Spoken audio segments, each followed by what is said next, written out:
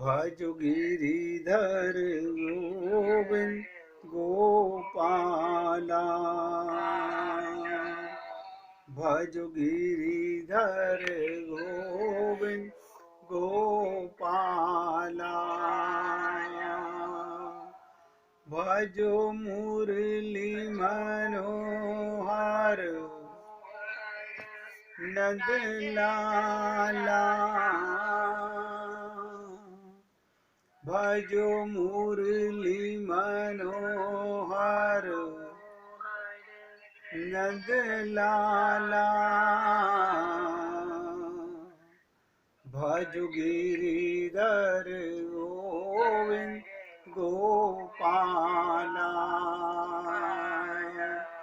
भजो गिरिधर गोविंद गोपाला। भजो मुरली मनोहर नंद लाला। भजो मुरली मनोहर नंद लाला। भजो गिरिधर गोविंद गोपाला। भजो गिरिधर गोविंद। बोलिए वृंदावन बिहारी लाल की जय। जय जय श्री राधे।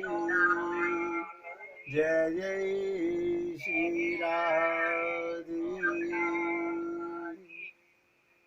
सभी भक्तों से निवेदन, बहुत सुंदर मास पुरुषोत्तम मास चल रहा है। हमने आपसे निवेदन किया भक्ति के लिए ये सबसे श्रेष्ठ मास है, और 3 दिन से आपके साथ चर्चा चल रही है कि हमारा मन, हमारी बुद्धि, मुझे नहीं पता कि आप सब भक्त लोग किस प्रकार से इसको देख रहे हैं, समझ रहे हैं। हमारी दिशा और दशा नहीं सुधर सकती जब तक ये बुद्धि मंत्रा रूपी मन के बस में रहेगी। सब धोखा दे रहे हैं। इतना तत्व ज्ञान होने के बाद भी फिर वही मन, वही बुद्धि आत्मा रूपी भरत को राम से मिलने का मौका मिले तो कैसे मिले। संत महात्माओं ने तो निवेदन कर दिया, इस देह में हरि मिलत हैं, लेकिन हरि से मिलने के लिए आप और हम लोग कितना तत्पर हैं। इसलिए जो मुझे महसूस हो रहा है वो बता रहा हूँ। हमारी स्थिति तो बहुत बदतर है, लेकिन फिर भी हमारी बुद्धि मंत्रा रूपी मन के बस में ही है अब तक। जब तक हम मंत्रा रूपी मन के बस में रहेंगे तब तक हमारी दशा और दिशा नहीं सुधर सकती। भगवान को पाना बहुत दूर है। अपने ध्यान से सुनिएगा, हित करने वाले दोस्त को भी दुनिया में दुश्मन जैसा समझते हैं, और दुश्मन को दोस्त समझ करके भूल करते हैं। ये सब हम लोगों के जीवन की दशा है। मैंने आप लोगों से पूछा था कि आप में से कोई भी भक्त अपने मन की दशा को अगर देखेगा, मन की बुराइयों को नोट करेगा और उन्हें छोड़ने का प्रयत्न करेगा तो आप कामयाब जरूर होंगे। शरीर को स्वस्थ करने के लिए हम सब लोग डॉक्टर की बात को बहुत गहराई से मानते हैं, लेकिन भगवत प्राप्ति के लिए, जिसके लिए भगवान ने ये मौका दिया, उसके लिए आप और हम लोग कितना तत्पर रहते हैं, कितना संत महात्माओं की, कितना शास्त्रों की बातों को मानते हैं, कितना हम परहेज करते हैं, ये सब सोचिएगा। मुझे पता है कि कोई भक्त इतनी हिम्मत नहीं कर पाएगा। कहना बड़ा आसान है, इसलिए मैं सिर्फ निवेदन कर रहा हूं, मन रूपी मंत्रा का विनाश करके।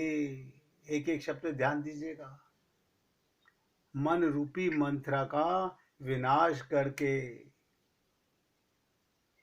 हमारे मन, बुद्धि, चित्त और अहंकार रूपी अंतःकरण को पवित्र करना है। जब तक मन के अंदर सुधार नहीं होगा तो बुद्धि में सुधार नहीं होगा, चित्त में सुधार नहीं होगा, भगवत प्राप्ति तो बहुत दूर की बातें हैं। अब ध्यान से सुनिएगा, आपकी इच्छा, आप कितने तत्पर हैं, कितना आगे बढ़ना चाहते हैं, मैं तो निवेदन कर सकता हूँ। कल मैंने आपसे राजा जनक की बात कही, आप लोगों ने सुना भी राजा जनक के विषय में। आज फिर आपके साथ में राजा जनक की ही चर्चा से शुरुआत कर रहा हूँ। राजा जनक में ऐसी क्या विशेषता थी? वो अपने को वेदेही मानते थे। आप और हम लोग देह मानते, बस इतना फर्क था। इसी के कारण आप और हम लोग अभी तक आगे नहीं बढ़ पा रहे हैं, क्योंकि हम अपने को देह मान करके फंसे हुए संसार में। और मैंने आपसे कहा था कि राजा जनक रोजाना वेद व्यास जी के पास, यज्ञवल्क्य के पास सत्संग के लिए, चर्चा के लिए जाते थे।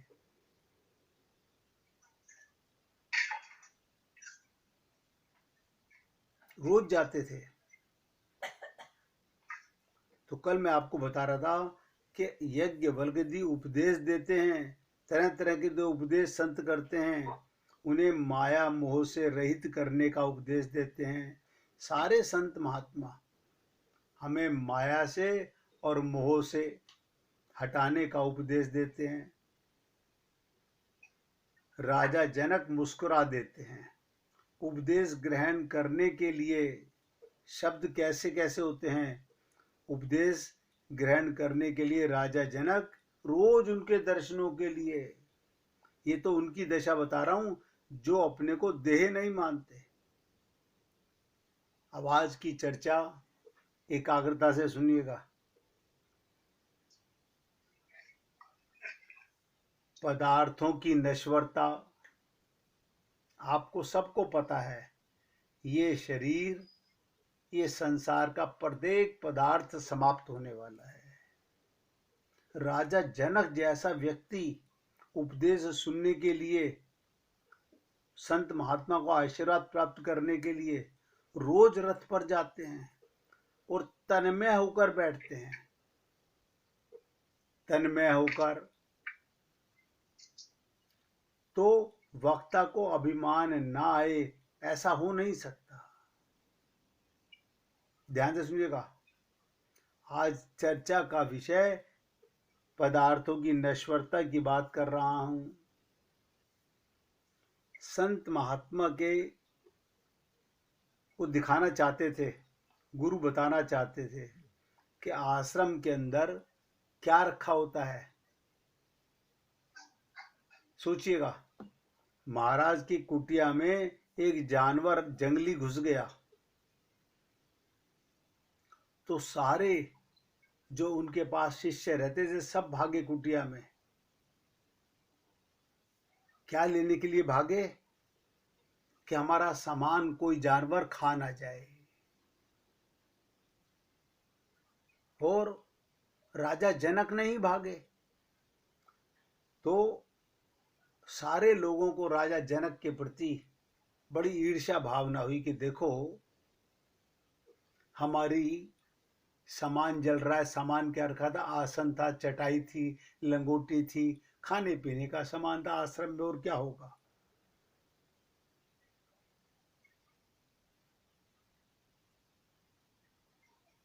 लेकिन उसी समय यज्ञवल्क्य जी ने एक अपने शिष्यों को समझाने के लिए एक लीला की। मैं पहले भी कई बार सुनाता रहा हूं कि एक नौकर भागता भागता राजा जनक को आकर के सूचना दे रहा है, राजा जल्दी उठो। ध्यान दीजिएगा, क्या कहा? राजा जल्दी उठो, जल्दी करो, महल में आग लग गई है। तो मंत्री महोदय को कहो मैं इस वक्त संत महात्माओं के चरण शरण में बैठा हुआ हूँ, उनके सानिध्य में बैठा हूँ, उनकी सत्संगति में बैठा हुआ हूँ। अपने भीतर की अग्नि को, अपने अंधकार की अग्नि को, एक एक शब्द ध्यान दीजिएगा। राजा जनक ने क्या कहा आए हुए सेवक से कि जाके मंत्री को बोलो मैं अपने भीतर की अग्नि को, अपने अंधकार की अग्नि को सत्संग की वर्षा से बुझा रहा हूं। ये बहुत गहरी बात है। आज जो चर्चा कर रहा हूं वो ध्यान से सुनिएगा। शरीर के रोग तो खूब मिटा लिए, हम सब ने शरीर के रोग खूब मिटा लिए। हाँ, वो डॉक्टर बहुत बढ़िया है, उसकी दवा बहुत बढ़िया है, हम बताते भी हैं लोगों को ये दवा मुझे काम करी, इस डॉक्टर से मैं ठीक हो गया। लेकिन अंतःकरण की आग, हृदय की आग अभी तक बुझी नहीं है। ये सत्संग में बुझा करती है, लेकिन सत्संग करे तो हो बुझे ना। जनक ने क्या कहा, सब ध्यान से सुनिएगा। जब सेवक ने आके कहा कि राजा महल में आग लग गई है, तो क्या कहा कि मंत्री महोदय को जाकर कहो इस वक्त संत महात्माओं के चरण में बैठा हुआ हूँ, उनकी शरण में बैठा हुआ हूँ, उनके सानिध्य में बैठा हुआ हूँ, उनकी सत्संगति में बैठा हुआ हूँ। अपने भीतर की अग्नि को, ये तो उनकी चर्चा कर रहा हूँ जो अपने को शरीर नहीं मानते। वो राजा जनक बोल रहे हैं कि अपने भीतर की अग्नि को, अपने अंधकार की अग्नि को सत्संग की वर्षा से बुझा रहा हूं। ये अंदर की अग्नि क्या है? अंदर तो परमात्मा होने चाहिए, अंतःकरण में भगवान होने चाहिए, लेकिन हमने सारा संसार, यही तो आग है, यही आग का समान है। ये सब बाहर मिले थे, इन्हें बाहर बैठा कर इनकी सेवा करनी थी, लेकिन हमने बस एक त्रुटि की, और वो अज्ञान हमारा अब तक नहीं मरा है। कोई बुरा ना माने, हम सबका ये अज्ञान अभी तक नहीं मरा। देह मर रहा है, देह मिट रहा है, लेकिन हम फिर भी अपने को शरीर ही मानते हैं। कमाल है। अब बताइए, शरीर मानने वाला शरीर की भूख मिटाएगा, शरीर के दोष मिटाएगा, शरीर के सामान को बचा के रखेगा। जो आत्मा मानेगा वो अपने अंतःकरण में अब ये संसार का सामान बर्दाश्त नहीं करेगा। राजा जनक हमको शिक्षा दे रहे हैं कि हमें संतों के पास जाकर के अंतःकरण की आग को बुझाना है। अब आप सोचिएगा, सत्संग सुनते सुनते अनंत जन्म गुजर गए, लेकिन अंदर की आग नहीं बुझी। क्यों? क्योंकि अंदर का सामान कोई निकालना नहीं चाहता। यही अंधकार है, यही अज्ञानता है।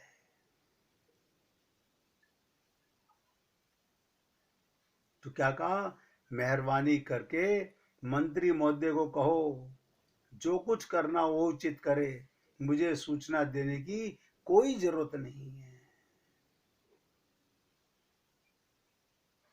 और संत से कहा, गुरुदेव इस आदमी ने आकर के आपके सत्संग में रुकावट डाली, आप आगे चर्चा कीजिए। माफी मांग के कहा, चर्चा चालू रखिए। संत महात्मा कहते हैं उन्होंने ये बात सुनकर राजा जनक के चरण पकड़ लिए, यज्ञवल्क्य जी ने चरण पकड़ लिए। राजा जनक हम क्या चर्चा सुनाएं, आपको क्या कहें। आपको हम तो, हमारे आश्रम के लोग तो लंगोटी में, आप सोचिएगा, इस कूड़ा करकट के सामान के पीछे उठ उठ के भाग रहे हैं। ये वो लोग हैं जो रोज सत्संग सुनते हैं। और आपके जीवन से तो हमें शिक्षा लेनी चाहिए। इसलिए मैं आपसे निवेदन करता हूं कि एक नहीं, इतना ही नहीं, इसके आगे सुनिएगा। फिर एक सेवक आया कि राजन, महल के शयन कक्ष तक आग लग गई है, आप उठिए। भागता भागता सेवक आया, महाराज मिथिला नगरी के चारों ओर आग लग गई है। राजा जनक ने आकर कहा, अरे बात सुन ली। उसको अपने पास ही बैठा लिया। अब ध्यान से सुनिएगा। अब उस सेवक को अपने साथ बैठा लिया जनक जी ने, और क्या कहा कि बाहर की आग तो किसी प्रकार बुझ भी जाएगी, हर कोई जल रहा है, भीतर की आग जो जल रही है ये नहीं बुझेगी। आप और हम लोग नहीं समझ पा रहे, जीवन के अंदर अंदर की आग, अंदर की ममता, अंदर का मोह, अंदर की आसक्ति, अंदर समान में अपनापन, शरीर में अपनापन। मैं क्या करूं। हम लोग खाली भजन गा करके, पूजा करके अपने मन को तसल्ली दे लेते हैं। आप लोग ध्यान से सुनिएगा। आप लोग सब उपवास भी करते होंगे। कोई एकादशिया करता होगा, कोई पूर्णमासिया करता होगा, कोई सोमवार का करता होगा, कोई गणेश चतुर्थी का करता होगा, ये सब करते होंगे। लेकिन उपवास का मतलब क्या होता है। आज हम खाना नहीं खाएंगे। क्या किसी ने कहा कि आज मैं देवी जी का उपवास कर रहा हूं, भगवान शंकर का उपवास कर रहा हूं, अब मेरे मन के अंदर संसार का कोई विचार ना आए, इसका उपवास किया आप लोगों ने। सोचिएगा, क्या हमने इसका उपवास किया कि आज किसी से मुख से, ना तो कान से सुनूंगा किसी की बुराई, ना मुख से करूंगा किसी की बुराई, और मन में भी कोई गलत विचार आएंगे तो अपने मन को धिक्कारूंगा।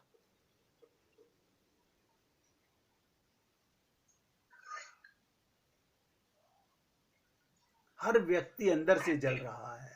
तो राजा जनक ने आने वाले सेवक को अपने साथ बिठा लिया,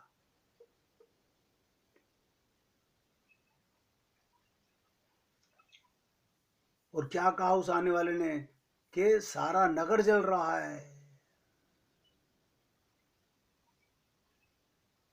तो उन्होंने क्या कहा राजा जनक ने, बाहर की अग्नि से, नगर की अग्नि से, मकान की अग्नि से, महल की अग्नि से तो शायद कोई बच भी सकता हो। ये संसार की अग्नि क्या बच सका है कोई।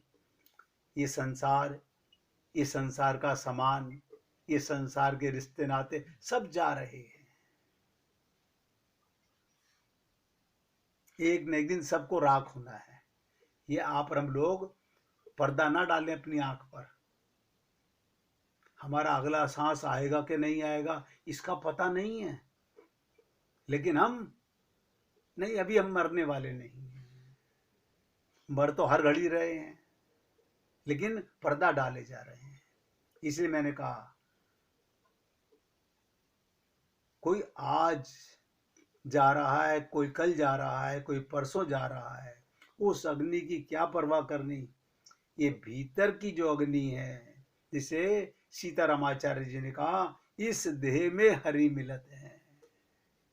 लेकिन किसी ने भी कसम खा करके ये संकल्प नहीं किया। बैठो, ऐसे अवसर बार बार नहीं मिला करते। माया तो फिर मिल जाएगी, पर न हरि हर बार मिले। क्या मतलब।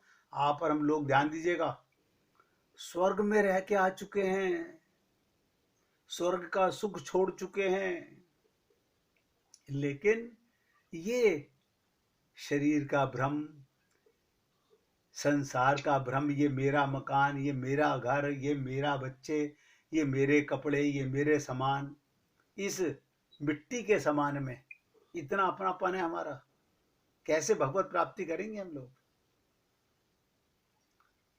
बाहर का सामान बचाने में लगे हुए हैं।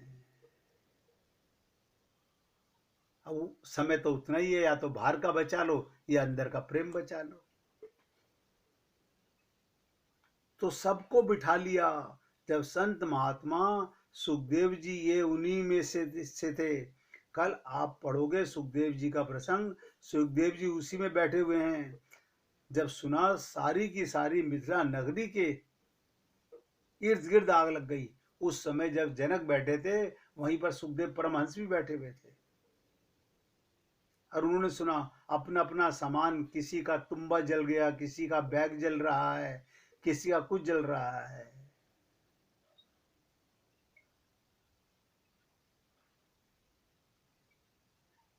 तो महर्षि यज्ञवल्क्य ने क्या कहा कि राजन धन्य हो, जनक के चरण पकड़ लिए संत ने कि धन्य हो। ये अग्नि तो मैंने लगाई थी अपने आश्रम में भी और आपके महल के चारों तरफ भी, लेकिन ऐसा सच्चा मुमुक्षु संसार में खोजे नहीं मिलता।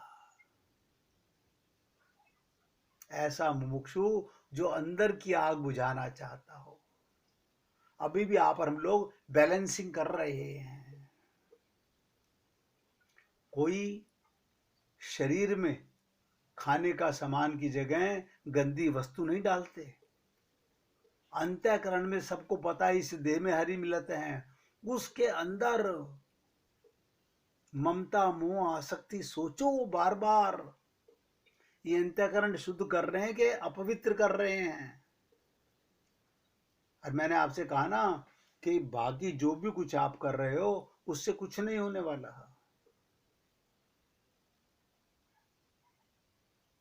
इसलिए मैं आपसे निवेदन करता हूं, ये संत महात्माओं की चर्चा तो हम रोज सुनते हैं, लेकिन कभी इन बातों को समझने का प्रयत्न करते हैं? संसार में सम्राट दो ही होते हैं, एक तो वो जिसके हाथ में सब है, और दूसरा वो जिसे आत्मज्ञान हो गया। अब आप बताइएगा, सम्राटों के सम्राट हैं आप अगर आपको आत्मज्ञान हो गया, देह का भ्रम मिट गया। मरने वाली समान जो कल मरे परसों मरे एक दिन मरेगा, ये तो सबको पता है ना। आपको सबको पता है ये संसार का सब सामान यहीं रहेगा, हमारे साथ नहीं जाने वाला। ये प्रपंच है। जिसने परमात्मा को जानकर संपूर्ण नाम रूपात्मक प्रपंच का हटा दिया, दिमाग से निकाल दो, कल भी छूटेगा। आज छोड़ दो इससे अपनापन, अगर भगवत प्राप्ति करनी है तो। आप और हम लोग छोटी छोटी भूलें हैं जिनको समझते भी हैं। देखिएगा, संसार की हर चीज में प्रश्न, हर चीज के अंदर कोशिश करते हैं कि कैसे हमारा कल्याण हो, लेकिन भगवत प्राप्ति की जहां बात आती है वहां हम अधूरे पड़ जाते हैं, कमजोर पड़ जाते हैं। अभी भी किसी से पूछ के देख लीजिएगा, शरीर का कितना ध्यान है, वही एक पल भगवान का ध्यान, और वही एक पल अपने शरीर का ध्यान। सबसे पहले आप शरीर का ध्यान रखोगे, संसार के सामान का ध्यान रखोगे, कहीं ये आग ना लग जाए। मिटने वाले का ध्यान रख रहे हो, और जो मिलने वाला है उसका ध्यान कोई नहीं कर रहा। इसलिए निवेदन करता हूं, अभी कुछ नहीं बिगड़ा है, जागो मेरे भाई। 1 मिनट कीर्तन कीजिए, फिर आगे चर्चा करते हैं। हरि ओम नमो